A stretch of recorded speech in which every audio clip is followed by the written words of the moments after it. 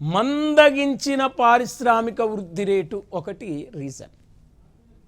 విపరీతంగా పెరిగిన కోశ లోటు రెండో ఆన్సర్. జీడిపిలో స్వదేశీ విదేశీ అప్పుల వాటా పెరగటం మూడో ఆన్సర్గా గుర్తుపెట్టుకోవాలి. విపరీతంగా ధరలు పెరగటం నాలుగో ఆన్సర్గా గుర్తుపెట్టుకోవాలి. వడ్డీ చెల్లింపుల భారం, కనిష్ట స్థాయికి విదేశ మారక నిల్వలు పడిపోవటం. ఈ కాన్సెప్ట్ మీద అవగాహన ఉంది. ఇప్పుడు మనకు క్వశ్చన్ అడిగాడు, ఆర్థిక సంస్కరణలను ప్రారంభించడానికి కారణం అన్నాడు. కనిష్ట స్థాయికి పడిపోయిన విదేశ మారక నిల్వలు ఏ ఆన్సర్? జీడిపిలో స్వదేశీ విదేశీ అప్పుల వాటా పెరగటం బి ఆన్సర్. మూడవది ధరల స్థాయి హెచ్చు స్థాయికి చేరటం ఆన్సర్ సి ఇచ్చాడు. నాలుగవది మరి ఇక్కడ వడ్డీ చెల్లింపుల భారం పెరగటం అన్నాడు.